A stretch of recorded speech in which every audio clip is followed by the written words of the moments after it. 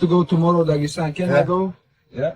Just, bro, give me small lessons. What I have to do, bro? What I have to do? Your This one? power, forward, And go fly? Dagestan. I can go alone? Oh, yeah, you go with me. Okay. All of it. It's nothing hard. No, it's not hard. Easy. Can I move this one? Yeah. Uh-huh. Go up and down. This is Okay. for power in the engine. Bro, if something happen, you have parachute? No. No parachute? No. Islam Makhachev continues to eye Ilia Topuria as his preferred challenger for a potential welterweight title bout. Speaking with Telegraph Russia, Makhachev expressed enthusiasm about facing Topuria at the rumored UFC White House event, confirming this is the matchup he's actively pursuing for his next octagon appearance.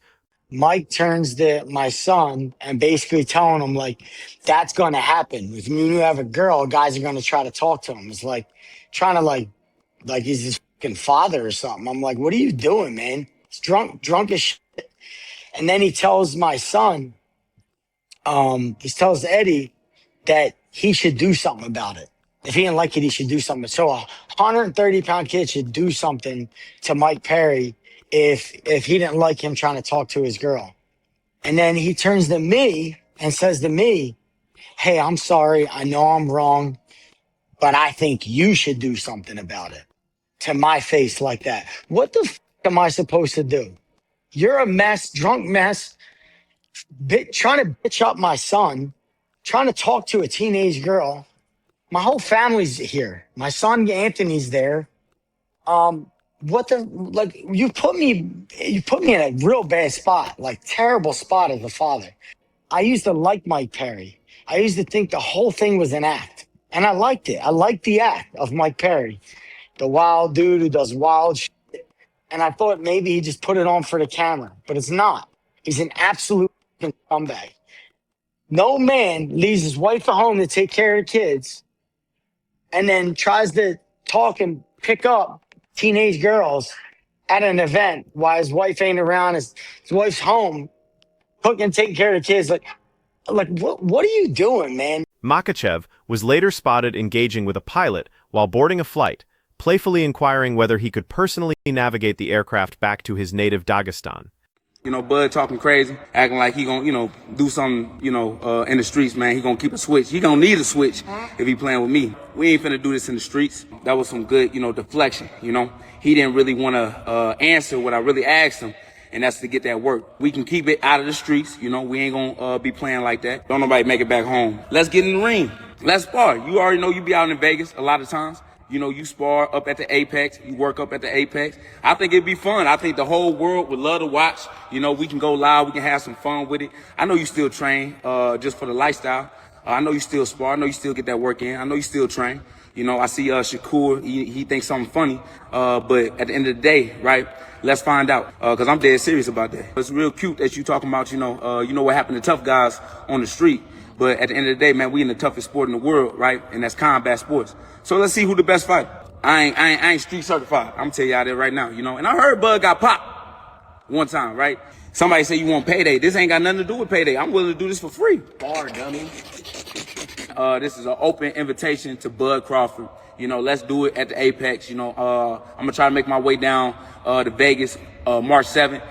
Let's do it then. But I know a lot of guys, when I get out there, it's going to be all that talking. Oh, man, you talking crazy. You said you going to try to kill Shakur. Like, no, I just gave an example. If we was to fight in the streets and it's 101, exactly what would happen. I do see myself transitioning over to boxing. Said fight, then in MMA. Nah, they not going to do it. Y'all know a lot of boxers will never do it. And it ain't because of the money. It'll be too big of a risk. Like I said, March 7th, I'll be out there at the Apex in Detroit. I'll be out there as well for Clarissa fight, February 22nd. So I'm gonna see y'all out there. Nate Diaz has teased a comeback to the UFC amid growing speculation about potential fighters for the June White House card. The veteran took to social media Wednesday evening, declaring he pioneered an entire division and brought legitimacy to fighters now claiming prominence in that space. Diaz emphasized his unresolved business in the sport, vowing to reclaim what belongs to him immediately, while asserting his status as the division's original architect. His post sparked widespread fan discussion about a possible trilogy with Conor McGregor at the White House event, given their 2016 split decision where Diaz submitted McGregor before losing a close decision 5 months later. Meanwhile, chaos erupted at BKFC Knucklemania 6 in Philadelphia when Mike Perry and Eddie Alvarez became embroiled in a heated confrontation. Perry later explained on his podcast that he was accidentally bumped from behind and politely said, "Excuse me," to what he believed was Alvarez's son's girlfriend, which somehow escalated into a full altercation. Alvarez disputed Perry's account entirely in an MMA fighting interview, calling his version completely fabricated. This is a real Russian god that you got. I'm gonna wear it outside. You can either like kill the zebra. I wish I could meet I've Jay. been laying out a blueprint. I've been doing it in fast. Documentary on Netflix now. So I'm going to the club. Let's go. He's not gonna wear the warm jacket. Perry responded aggressively on social media, branding Alvarez a liar and providing detailed specifics about the incident. He insisted he was simply being courteous when his hat fell and he turned around, noting that witnesses could verify his account. Perry warned that legal proceedings would now be necessary due to Alvarez's public statements, demanding specifics about what inappropriate remarks he allegedly made. The situation has intensified between Joaquin Buckley and Terence Crawford after Crawford and Shakur Stevenson dismissed the UFC's potential to overtake boxing's popularity. Buckley defended MMA by arguing that boxers would struggle against trained mixed martial artists in real confrontations, prompting Crawford to mock Buckley's ranking and question his street fighting references. Crawford suggested that weapons would neutralize any fighting advantage in actual dangerous situations. Buckley escalated by posting a video challenge, inviting Crawford to spar in Las Vegas on March 7th. Sir, you gotta smash its ass, and he's gonna be next Olympic champion. Welcome to Armenia, bro. Thank you, man. Thank you. It's been the best. There's a ranch. You pay money for any animal you get, like the. There's some of her on. Arman Sorokian recently connected with Jake Paul during Paul's visit to Armenia, with the UFC lightweight welcoming the social media star to his homeland and showing him around the country. As to the fight, not one that I expected or was even looking for. It's a bit more annoying for me because it's not just an opponent that feels like a bit further down the ladder. He's also somebody that I've worked with before as well in preparation for other fights. So I know him well. So it's another reason why you kind of just didn't really want to have this fight. So yeah, it's definitely not the fight I was looking for. I have a lot of respect for Sam as well. I'm a fan of his as well. Kind of, watching him grow. So it's definitely something I didn't believe I was going to have to be, let's say in his way, in his career, in his progression. Yeah, definitely. It's just definitely not a fight that I wanted. So, and I'm kind of not sure what the UFC want or even feel, or even how they feel about me and my style. So yeah, it's a difficult one to really analyze how I move forward from this. Because like I said, this fight, I don't feel like it does too much for me, even winning a fight, outside of getting a highlight reel that makes them maybe want to, push me a bit more. But I definitely don't feel like I'm in good favor with the UFC at the moment.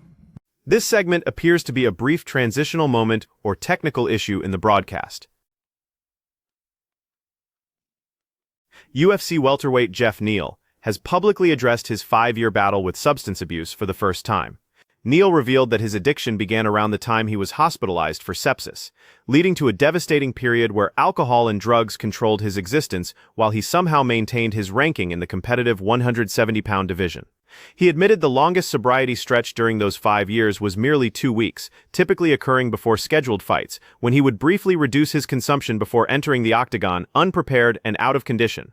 Neal credited his wife for standing by him throughout the ordeal, describing those years as barely living rather than truly being present in his own life. Now in recovery, he experiences physical revulsion at the sight of alcohol and feels grateful for a second opportunity to achieve his championship aspirations, particularly after his promising 5-fight winning streak was derailed following his victory over Mike Perry. Michael Venom Page has voiced frustration with the UFC's matchmaking decisions ahead of UFC London. Despite joining the promotion in 2024 and suffering only one defeat against Ian Machado Gary, MVP finds himself facing unranked prospect Sam Patterson on March 21st. The bout serves as the main card opener, which Page interprets as evidence he's fallen out of favor with UFC brass, suggesting his booking against an unranked opponent represents unusual treatment that indicates he may have somehow offended someone within the organization.